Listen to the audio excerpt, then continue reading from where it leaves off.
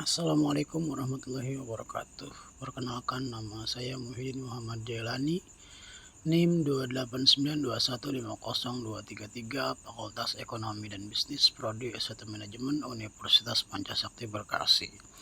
Pada kesempatan kali ini saya akan melakukan presentasi untuk ujian akhir semester 4 mata kuliah Manajemen Logistik, dosen pengampu Bapak Sukri Hamdi SMM.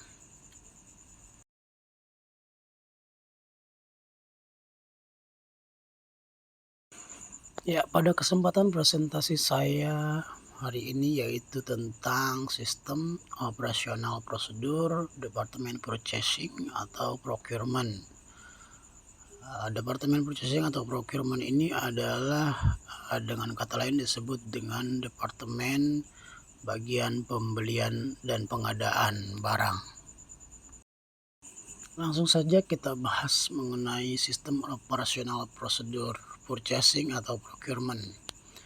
Dalam sebuah sistem operasional prosedur itu terdapat beberapa sistematika penulisan. Yang pertama yaitu tentang tujuan dari dibuatkannya SOP ini, kemudian scope atau ruang lingkup SOP, kemudian definisi apa saja yang ada dalam SOP ini, kemudian siapa saja penanggung jawab atau responsibility. Yang pertama tujuannya itu untuk melakukan pembelian barang kebutuhan produksi dan non-produksi, baik pembelian dalam negeri maupun luar negeri, sesuai dengan form permintaan barang dengan standar nasional Indonesia atau standar-standar lain yang ditetapkan oleh perusahaan. Kemudian ruang lingkupnya, prosedur ini berlaku untuk departemen terkait di lingkungan perusahaan PT ABG Indonesia maupun untuk vendor di perusahaan PT ABG Indonesia. Kemudian definisi dalam prosedur ini ada beberapa istilah ya. Yang pertama itu purchasing. Artinya suatu proses yang dilakukan untuk mendapatkan barang dengan cara membeli. Kemudian istilah dengan purchasing lokal, yaitu suatu proses pembelian barang atau peralatan atau jasa dari vendor yang berlokasi di dalam negeri. Kemudian ada istilah purchasing impor, yaitu suatu proses pembelian barang atau peralatan ataupun jasa dari vendor yang berlokasi di luar negeri. Kemudian vendor itu apa? Vendor itu adalah pemasok barang atau peralatan atau jasa. Kemudian ada istilah akurat, yaitu artinya sebuah program yang dipakai oleh PT ABG Indonesia sebagai sistem informasi dan database. Kemudian bagian yang keempat itu bagian penanggung jawab atau responsibility. Antara lain adalah user atau departemen terkait, yaitu bertanggung jawab dalam membuat permintaan barang, peralatan, ataupun jasa. Kemudian penanggung jawab berikutnya adalah manajer user atau departemen terkait, bertanggung jawab dalam hal mengesahkan atau menyetujui adanya permintaan barang atau peralatan ataupun jasa yang diajukan oleh user, departemen terkait. Kemudian leader purchasing bertanggung jawab dalam melakukan proses pembelian sampai barang itu datang. Kemudian factory manager bertanggung jawab dalam hal mengesahkan atau menyetujui adanya permintaan atau pembelian barang, peralatan, ataupun jasa. Kemudian tanggung jawab dari managing director yaitu bertanggung jawab dalam hal mengesahkan dan menyetujui realisasi pembelian atau purchase order barang, peralatan maupun jasa. Itulah beberapa bagian dari sistem operasional prosedur purchasing yang wajib atau minimal ada dalam sebuah prosedur. Yang pertama tujuan, kemudian ruang lingkup, definisi, dan penanggung jawab dalam prosedur ini siapa saja yang terlibat. Kemudian saya jelaskan juga tentang working procedure atau prosedur kerjanya bagaimana sih di dalam sebuah prosedur purchasing ini. Yang pertama ada proses pembelian reguler atau pembelian seperti biasa, yaitu purchasing menerima form permintaan barang dari departemen terkait untuk pengadaan barang. Kemudian tahapan selanjutnya itu purchasing memastikan jenis barang dan peralatan jasa yang terdapat pada form permintaan tersebut. Kemudian purchasing melampirkan histori pembelian yang diambil dari sistem accurate. Kemudian purchasing mengkonfirmasi ke vendor apakah ada perubahan harga. Jika iya, maka si vendor tersebut wajib melampirkan penawaran yang terbaru. Kemudian purchasing membuat purchase requisition atau PR di dalam sistem accurate. Kemudian pengajuan approval purchase requisition ke factory manager atau managing director untuk pengajuan PR tersebut. Jika pada saat pengajuan PR tidak di-approve, maka PR akan di-cancel dan diinfokan ke user. Kemudian purchasing menerbitkan purchase order dan input harga sesuai dengan penawaran atau histori pembelian jika PR tersebut disetujui oleh factory manager ataupun managing director.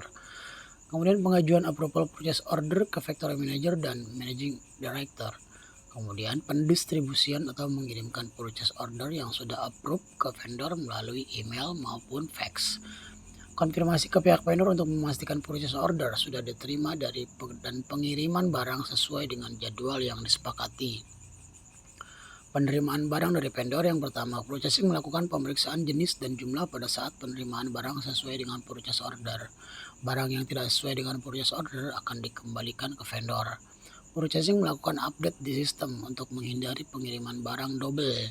Kemudian konfirmasi ke vendor untuk ketidaksesuaian barang dalam pengiriman.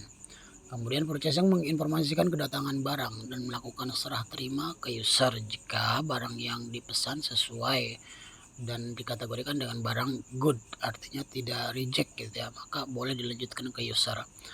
Kemudian tahapan selanjutnya itu proses pembelian part baru atau komponen baru ataupun material baru. Yang pertama, purchasing menerima form permintaan barang dari departemen terkait untuk pengadaan barang, peralatan atau jasa yang telah mendapatkan persetujuan dari manajer departemen terkait. Untuk permintaan jig misalkan atau fitur, wajib melampirkan drawing atau spesifikasi di permintaan barang. Purchasing memastikan jenis barang atau peralatan atau jasa yang terdapat pada form permintaan, kemudian melakukan seleksi vendor untuk pemasok barang, peralatan atau jasa, item, bukan repeat order yang pasti. Repeat order artinya order yang sering berulang-ulang dipesan, maka diistilahkan dengan repeat order.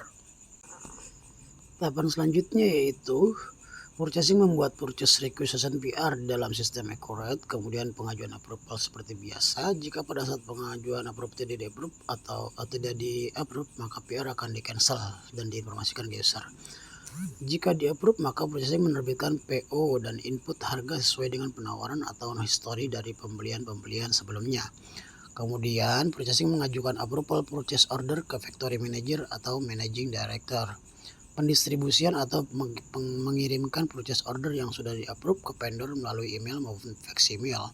Kemudian yang terakhir itu purchasing melakukan konfirmasi ke vendor untuk memastikan bahwa PO sudah diterima dan pengiriman barang sesuai dengan jadwal yang disepakati dalam PO maupun proses negosiasi. Itulah tadi deskripsi dari prosedur kerjanya bagaimana sih di dalam purchasing atau bagian pengadaan barang ini. Yaitu tadi kita sebutkan ada proses pembelian barang reguler atau proses pembelian part baru, masing-masing memiliki langkah-langkah yang berbeda tentunya. Berikut ini saya lampirkan flow prosesnya ya. Setelah tadi kita bahas deskripsinya, berikut ini adalah tampilan dari flow proses untuk purchase order part baru atau pembelian part baru, artinya bukan pembelian repeat order atau pembelian yang berulang-ulang. Yang pertama prosesnya dari mulai penerimaan form permintaan itu menjadi tanggung jawab di procurement. Dengan dokumen rujukannya tentunya ada form, yaitu buktinya ya, ada bukti yang harus diajukan. Kemudian pembelian part baru itu dilakukan oleh purchasing ke vendor. Dokumen rujukannya itu dokumen proses reguler. Kemudian seleksi vendor. Ya, jika pembeliannya itu di ACC, maka purchasing melakukan seleksi vendor. Kemudian penerbitan PR ke vendor dilakukan oleh purchasing. Kemudian approval PR itu diajukan ke GM ataupun managing director ya. Form yang tadi sudah dibuat oleh user kemudian diajukan ke purchasing. Kemudian dimintakan approval atau persetujuannya ke managing director. Jika di ACC maka dilanjutkan ke proses penerbitan PO. Jika tidak di ACC maka PR dikembalikan ke user. Setelah di ACC maka diterbitkan PO oleh purchasing kepada vendor. Tentunya meminta approval dulu ke GM ya. Kemudian setelah di-approve atau disetujui, maka PO yang dibuat tadi dikirimkan ke vendor via email maupun via fax ataupun dengan surat lain gitu ya. Tentunya standar yang ditetapkan di sini yaitu standar menggunakan email ya. PT ABG Indonesia ini mengirimkan PO standarnya melalui email, di mana di dalam email tersebut dilampirkan PO yang sudah ditandatangani oleh user, purchasing, dan GM. Kemudian PO tersebut dikonfirmasi ke vendor dan rencana pengiriman barangnya juga dikonfirmasi ke vendor kapan barang akan dikirim. Kemudian di follow up dengan telepon ataupun WhatsApp. Kemudian setelah barang diterima atau penerimaan barang itu diterima oleh purchasing ya. Purchasing akan mengecek surat jalan dokumen dari vendor. Selain surat jalan yang dicek oleh purchasing, tentunya barangnya juga dicek ya, apakah sesuai dengan yang dipesan ataupun tidak gitu. Jika yang barang-barang yang dipesan tersebut sesuai dan jumlahnya dan barangnya sesuai, speknya juga sesuai, maka serah terima barang dilakukan oleh purchasing bahwa barang tersebut diterima dengan baik. Tetapi sebaliknya, jika barang tersebut diterima tidak sesuai pesanan, maka purchasing melakukan klaim ke vendor atau komplain untuk permintaan penggantian maupun misalkan penambahan jika memang kuantitinya itu kurang dari pesanan yang diajukan ke vendor. Demikian alur prosesnya ya, yang tadi saya jelaskan ini alur-alur prosesnya, tahapan-tahapannya dengan simbol-simbol yang saya tentukan di sini. Ada simbol proses, ada simbol approval, ada simbol dokumen maupun tahapan akhirnya gitu ya, start atau dan end-nya seperti itu. Terima kasih penjelasan tentang alur proses ini sudah saya jelaskan, semoga bermanfaat bagi Anda yang memerlukan tentang penjelasan dari prosedur purchasing department, baik menggunakan proses purchase order reguler maupun proses order repeat order gitu ya. Tentunya tidak jauh berbeda dengan purchase repeat order maupun purchase new order gitu ya. Prosesnya tidak jauh berbeda dengan ini, flow-nya juga tinggal disesuaikan saja nantinya jika memang di perusahaan, tentunya di setiap perusahaan pasti beda-beda ya alur prosesnya seperti apa, tinggal disesuaikan aja nanti ya. Semoga ini bermanfaat buat kita semua yang mendengarkan maupun memperhatikan, yang membutuhkan tentang proses flow pengadaan barang di Departemen Purchasing. Demikian penjelasan singkat dari saya. Mohon maaf jika saya ada kekurangan. Wabillahi taufiq wal hidayah. Wassalamualaikum warahmatullahi wabarakatuh. Terima kasih.